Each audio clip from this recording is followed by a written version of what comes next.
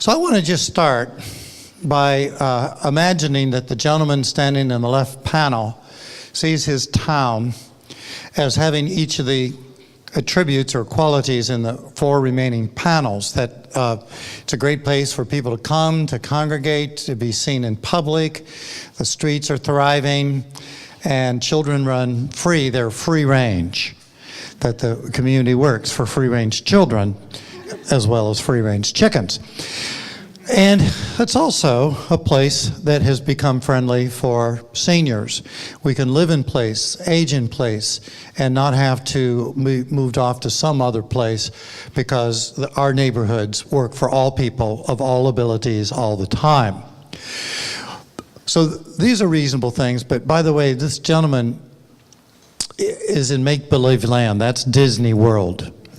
That's not the real world. The real world has become being in our car more than we want, rushing our own children across our streets, meaningless areas that have no personality, no character, and then finding that we didn't really complete the sidewalk system to begin with. So we have all these failings. And indeed, just to give you, I always like to show a worst case example. This is where I lived for 16 years, Tallahassee, Florida. And every year, guaranteed, someone would lose their life on this 6-lane monster. And that road still looks just like it is right now. And truly, from the time it was conceptualized to rush people home, to empty the downtown of all life, it has kept that constant. It's dangerous. It's not a town gown that anyone would want to write home about, and it's impacting the town in a big way. But I want to point out that right here in front of the school, we see other issues that it's a wonder why anyone has ever thought that having a 4-foot wide sidewalk for all the children to share coming to school en masse has ever been the right thing. And yet that's what we photographed this morning, right in front of the school. It's an act of omission, and it's time to start to clean up our act. This is where I'll be in about 7 days. Whoops, don't do that. It got onto a timer. But this is the arrival at a high school. Notice there is not a single pedestrian and not a single bicyclist, even though the facilities are there. This is Maui.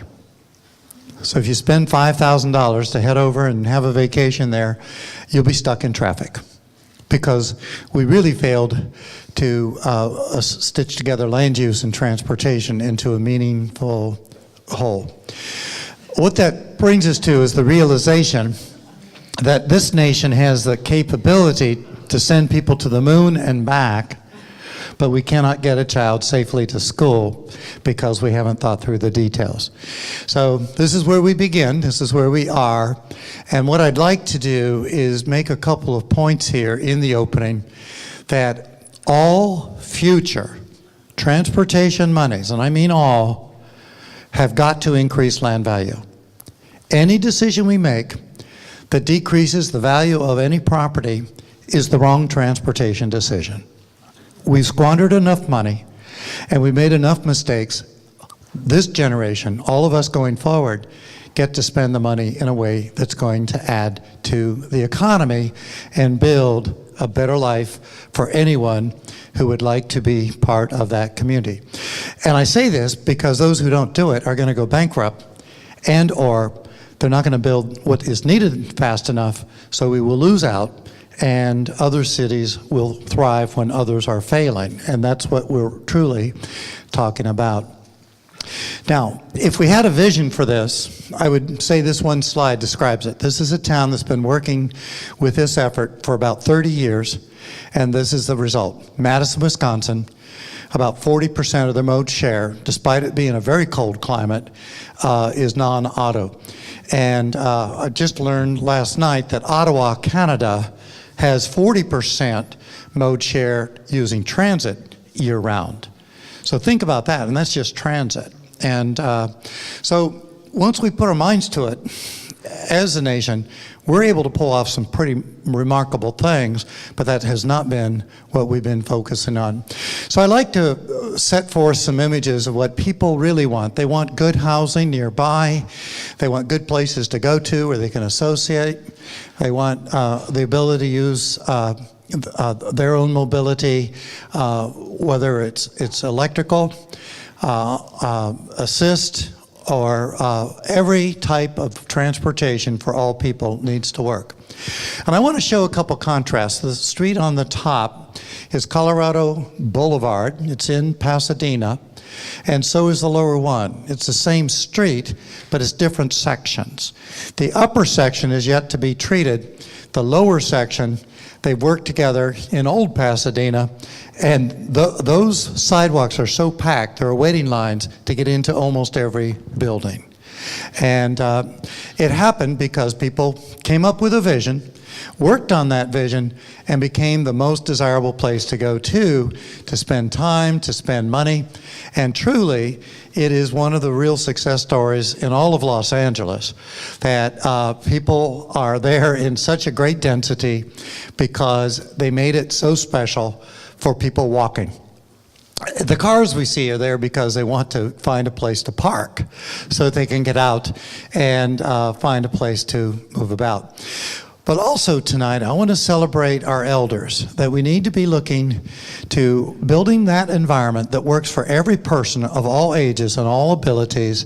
And so when we describe what a complete street is, that's what it is. It works for all, and we can shift whatever mode we want at any time. And now, if we're going to be successful, how do we measure it? How do we know that we've gotten to where we want to be? We have two beakers. One beaker is full of cars. We call that our levels of service, how efficiently we can move. And we grade every road from time to time to see if we're doing better or worse. But where has the other beaker been? So I'm going to show you what I would put in the beaker, but here in your community, you get to decide what you want to put in the beaker. In my beaker, I would put in, on a given weekend, how many weddings I see taking place by bicycle. And in Vancouver, British Columbia, that weekend, I found 3 different weddings taking place by bicycle. And or on the Embarcadero in San Francisco, how many people go to that street to have their wedding pictures taken because they're in love with the street, and they bring their whole wedding party to that street in order to celebrate new transition in the life of important people who care about their city and are proud of it. How many families do we see out taking walks? How many people do we see out jogging? This is my favorite of all. How many times do we see a person come in on a motorcycle, pull into some shade, kick on the free Wi-Fi, and just enjoy being on your street, in your town? So you get to decide what's going to be in your beaker, but I think you will do that, and you will figure out that you want bicycling, you want children riding bikes, you want middle-aged folks riding bikes, and people of all abilities, and to be able to go places all the time. William White, one of the great visionaries in our country, basically sums it up by saying the street is the river of life of the city, the place where we come together, the pathway to the center. And once the streets work, that's what they do. They bring us to the center, to the heart, and that's what we get to celebrate. I was very proud to take this picture today of a young lady who was following her dad to this school, to go to school. And this is my quote. I'm allowed to make up quotes about myself. As street designers, what if we created the expectation that we will live on this street, raise our children on this street? How would we design it then? And that's what we ask you to do during this exercise. And then as we do that, begin to realize what we need in order to make this work. So today we are able to bring together a number of groups to give us their insight, to share with us their wisdom, their knowledge, to see things through their eyes or their experience, whether they had mobility issues or visual issues. We were really truly able to hear from the people with great diverse thoughts and ideas that have helped our team already begin the process of design. It went all the way through around almost 4 o'clock. We're going to do another series of groups tomorrow. So, who are our people? And what is our place? This is basically our canvas, our study area, to tackle both Buchanan and San Pablo. And San Pablo is just a little over a mile, and what we'll probably just call gateway to gateway. So this is what we're really constricting our thought to for this particular project for the sponsorship of Caltrans and certainly the strong work of the city to make this happen. So I'm going to go through a series of images of the city. The intersections are extraordinarily wide. In many cases, aren't even marked crossings. And when we get to mid-block sections, we also see they're so wide and void that people drive fast. And then when we see how people are using the streets, we find people crossing between cars.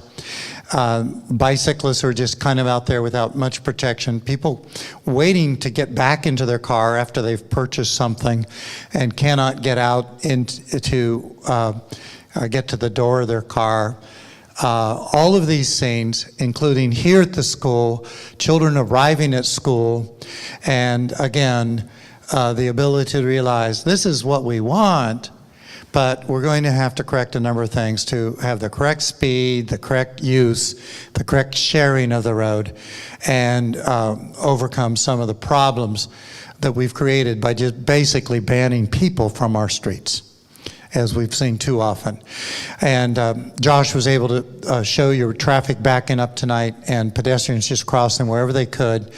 You'll be taking this walk with us on Saturday, I think many of you will at least, and we're going to discover that these are such common scenes that we're going to have to get our handle on it.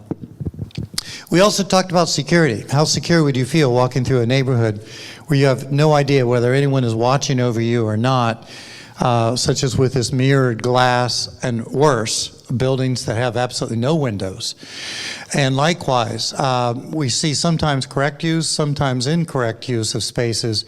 But the point is, when we go out and we take the walks, we'll be able to see what we want to improve upon. Early this morning, I was able to witness a crash between a bicyclist and a car. Everyone turned out okay. The woman who was the driver of the car, who opened her car door on the cyclist, showed me the damage to her car. But I think what she was really wanting to show me is even though the bike had been seriously damaged, everyone was okay. No one went away in an ambulance, although they did call for medical assist. Now, let's get to the economics of street making. The street on the top is only asked to move about 6,000 cars, and it's got 7 lanes. The economy is failing. That's Spartanburg, South Carolina, and that scene caused a major institution, a university, to lose over $60 million in a bequest when the person bringing the check tapped on the shoulder of the chauffeur and said, "Go back to the airport. A town this ugly does not deserve our money." It's a true story. Now we could contrast that. This is Berkeley. It is San Pablo. And we can also compare your section of San Pablo. And it's up to you to decide what level of beauty, what level of speed, what level of care or passion or pride or love or honor do you want to give to your street. You will craft that, and our engineers and landscape architects and so on will figure that one out. They know how to do this. They've been at it for a long time. Now we're going to do this under the theme or the banner of completing our streets, which again is really making sure our streets are designed for all people all the time. I'm going to take you to another college town. On top is Claremont, definitely a college town. And both of these roads, interestingly, I shot our client's town first in the bucket truck, turned around and shot Pomona. It's the same road. It's Highway 66, Route 66, Caltrans, and it's really up to the people who live there decide what will you want and put together what you seek, because their range of values, we call it, would allow to build either street. And so two different towns, from one intersection, you can see quite the contrast. So let's talk about the purpose or the function of an arterial road, which is on top, and the purpose or function of an arterial road, which is on the bottom. The one on the top, does everybody see the one remaining pedestrian in Missoula, Montana? I went back 3 days later and she was still stuck there. Now the lower road can move more traffic. The lower road adds immense value to the adjacent lands, 4 to 5 times more. The lower road's more beautiful, it's safer. Why do we tolerate our arterials looking like the one on the top? So let's go in and take a look at Marine Drive and notice that in British Columbia, where they care about beauty, they really have made this a very honorable road, a very low-speed road on purpose by design. And part of doing this is having the right land use adjacencies to support the street, but the street to support the land use adjacencies. It's a partnership. It's like a marriage. This is one of the first great projects I got to work on. It's in University Place, Washington, which has no university, and it has no place. So we worked, though, with the community, and 1 year later, that road looked like this. Medians, sidewalks, bike lanes, transit stops. And today, a Trader Joe's sits right here. And Trader Joe's said they never would have come to this road if it looked so ugly as it had before. So you see it at grade, and indeed the lanes have been narrowed over the years. After the check was signed, the money was transferred, the city went in and narrowed the lanes from what the state said that they had to have. And by the way, when they narrowed the lanes, the safety went up. It's interesting to note, though, that so many of the effects we want, here you can see a 9-year transition from having planted the trees to what you get. They also now have one of the first raised mid-block crossings in the nation on a principal highway, a very important road. Now let's talk about target speed. This is really what we're saying really starts to set the value and whether people will pull into parking spaces or not. If we want a section of road to have a certain speed, and once we determine what that speed should be, this is just an example of those things we could do to make it transform. We start with the edges, and we start also with color.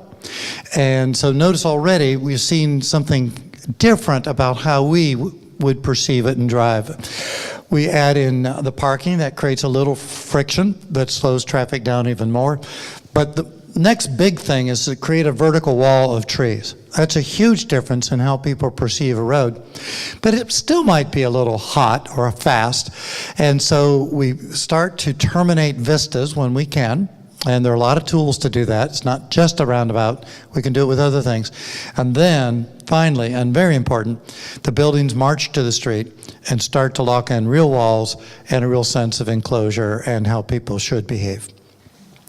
Now, in this presentation, I also want to talk about some of the other tools so when we do the final activity tonight, you'll be able to say, you know, I'd really like to see mid-block crossings or something, you know, whatever it is that catches your imagination. So these other tools, I'll go into them one at a time, and probably one of the most important is getting across the street. And notice the difference between what you have, two parallel lines, which are hard to see by a motorist under a number of lighting conditions, and what they have now on what had been a 7-lane road, now a 4-lane road with bike lanes, and on-street parking, and trees that are going to grow pretty dramatically along with the median with what we call a Z crossing. The crossing's kept down to 2 lanes, and they're automated as a person is proximate to the crossing. It starts to pulse and activate the system, and then you cross here and you start to activate this system. It's very efficient. It's almost fully automated, and it really works. But notice how much more visible it is to the driver and why the driver responds. And so this, right here in California, one of the best new types of crossings anywhere in the nation. Here, again, you can see the Z part of it. By the way, one of the advantages of the Z is it points the pedestrian right at traffic so they see it and can assess when their gap will occur. It gives you more storage space and it prevents anyone from running across the street. It's got all kinds of advantages. It's also fairly attractive. So we like to say crosswalks with low visibility do little work. Crosswalks with high visibility, especially the rails on the ladders, we call these, are very important to a person with visual impairment. They need to be able to feel the edge. And that rail on the ladder turns out to be a very useful functional device. It makes it more visible as well. It's important, though, to point out that when you only get the two parallel lines, the motorist is not getting much visual information at all. And when you then start to go to more of longitudinal markings, the motorist gets all kinds of visual information and is far more likely to respond. My saying is, the more volume, the more the speed, the more you must have high visibility markings, not low. And right now you're doing it backwards, and you should stop that. You could also add color. This is still complies with the manual and uniform traffic control devices, which engineers must follow. But you've already met that need with the white. And so in this case, help me out, Paul, was it Solana Beach? Fairfield, California. I also wanted just to introduce a few more of the crossing tools. One is referred to as the Pedestrian Hybrid Beacon, also known as the Hawk, named after birds in Britain. And what it will do is start to activate when people are ready to actively cross. And the hybrid beacon is got an incredible success rate of getting motors to yield to pedestrians. It invokes a true red signal. You can see how it works. When it's not in use, it's blank, just like a railroad track signal. But then when it's activated, it starts to flash yellow, and then steady yellow, which means to any motorist, you're now supposed to be yielding and full stop. Then it goes to the full steady red, and then when the hand starts to flash that you shouldn't be entering, it goes to the wig-wag, and if no pedestrian is present, then the motorist is allowed to proceed, and then it goes back to the full rest position. So that's a pretty simple system, and it's one that Caltrans is permitted to now use on its roads. Michael Mull, our engineer, would you say how well that's working, and does Caltrans support that?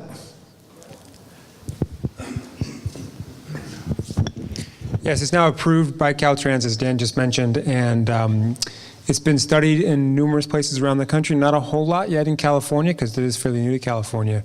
The place it's been used the most was in Tucson, where it was essentially invented, and showing very good success rates in improving both pedestrian safety and actually in some cases, many cases, motor vehicle safety. So it's a very successful treatment. Thank you, and we're ready to try it out. The other point about this, which is why it's quite useful, is that it has similar effectiveness as far as stopping vehicles for pedestrians as a normal red, yellow, green signal. But one of the problems with normal red, yellow, green signals is you have to meet a certain threshold in volume of pedestrians to warrant putting in that signal, which is something Caltrans will avoid putting in signals if they don't meet those thresholds. The thresholds for this device are much lower than the thresholds for a normal red, yellow, green signal, which is one of the reasons why it's a tool that we use a lot, because it has potential to be used where you can't use a red, yellow, green signal. Thank you, Michael. And Just to give you a visual representation of some of the other tools, this is referred to as a median nose. When you have the crossing and you use a median, then you do a flat cut through the actual median, but there's a nose outside that slows down left turners and really helps create a protective pocket for the pedestrian as they're crossing the street. This can be used at non-signalized as well as signalized locations. Just to show you again that what we try to do when we can is keep the road profile narrow. This happens to be a road in Asheville, North Carolina that used to be 5 lanes, down to 1 lane in each direction, adding in bike lanes, curb extensions. The value of the curb extensions, it lets the pedestrians stand where they can be seen rather than on the curb, and it sends a clear message to the motorist, this person's about to cross. And likewise, the motorist can see the pedestrian much better, so it's a huge advance over other devices. And again, this used to be 5 lanes. We took it down to 2. It manages a fair amount of traffic, and we can use these with either multiple lane roads or when we bring them down to just 2 lanes. The rectangular rapid beacon, or in this case, beacons, globe. Notice these are powered by solar and very, very effective. Getting back to West Sacramento, I think you can see they've really put in a lot of crossing treatments. I want to talk about the gateways a little bit because that's what sets the tone. Oh, Michael. Go back one slide. Go back one. So this device also has been approved for use in California as well. It's not technically yet in the manual itself, but it does have approval for use throughout the country. And specifically within here in California, blanket approval for the entire state. So you don't have to actually, a year ago, the city would have to actually apply to use it like Berkeley did, but now you can use it because the Caltrans has gone for blanket approval. Cool. Let's talk a little bit about gateways. Gateways are obviously your portals to your community. They set the tone, how people are to receive your community. Gateways typically are a very good way of setting the character, the quality, the personality of your community. Most often people love to use green. This is Lake Oswego, Oregon, that has really dignified this road. This used to be a very ugly 5-lane road, and now it's one of the classiest boulevards in America. And again, different gateways can use different plant materials, materials that are vernacular or your character, your personality. They establish your color, your palette. You can also use, obviously, many treatments on the sides, from lamps to banners, something that, again, sets who you are, who you wish to be seen as. So I wanted to get that concept or notion across. But now I want to focus on universal design. It is so important to understand that out of all of us in this room, if we represent the average population, 83% of us are going to have a permanent disability. It happened to all 4, both my mom and dad, my wife's mom and dad, and it happened to them because they were able to get old. And that's just fact. You should look forward to having a permanent disability. It means you've lived a rich, full, diverse life. But we don't want to live to where we're stranded out in the middle of the street because we didn't design for it. People of all ages want to stay mobile. They want to stay healthy. They want a good, active social life. When we did our work in Baltimore recently, we saw these scenes, and we were very embarrassed for Baltimore that this very sad condition, this woman was stranded out there for over a mile. And she really had nowhere else to be because of the way they designed the road.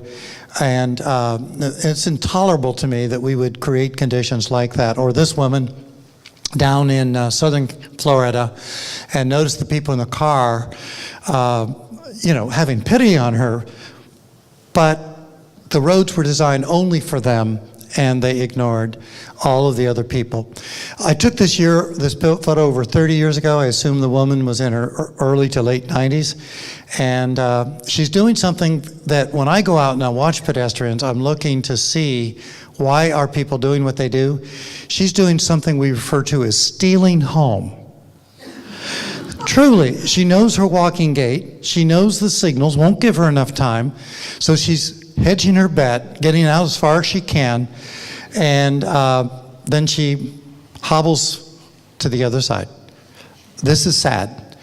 Or this gentleman in Paradise, Hawaii, no sidewalk, just whatever is still left in his neighborhood. So I think we need to think about the people with disabilities, what we failed to provide for them.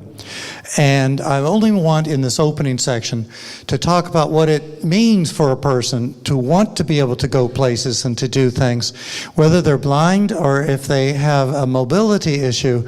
The point is they deserve our full support and must have it. And by the way, we continue to make mistakes when we build ADA ramps and so on. The city of Seattle put all the ramps way back out of the curve because back then some folks in the ADA community said you have to get it that far back. And now they realize, oh my gosh, we're hiding these people. And so now Seattle's going through the process of spending huge money to put the ramps in where they really should have been because people weren't in agreement before.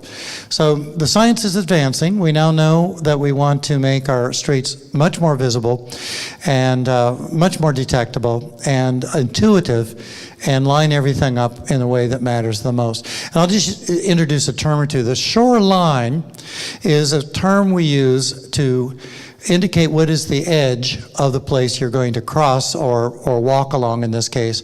And notice in this setting, we want the shoreline to match the line on the building. A person who has visual issues can still sense where they are from the auditory cues they get, and they know when they're stepped out a couple of feet from a building, their shoreline, that they're going to line up with the crossing if the crossing's put in the right place. If not, they won't. And not to leave out bicyclists, they have one of the most wonderful abilities to move and move well through a city as long as we design for them. And by the way, this is the Embarcadero. Just after it had been completed, I believe. I know I came in just after the 1989 Loma Prieta earthquake and when they rebuilt it. But notice the motors move over. When we put in proper facilities, people get good support from that. This one in University Place, Washington. And again, notice the bike lanes. We narrowed down the travel lanes to 10 feet each on purpose to reduce the speeds a bit. Or in Portland, Oregon, notice the inset valley gutter here and the wide band on the bike lane. All of these are meant to be visual cues that create a purposeful journey and one that helps divide. Now, Portland's using some very advanced techniques. Notice when they start each block, they put in a green band and then the bike lane and a buffer in this case.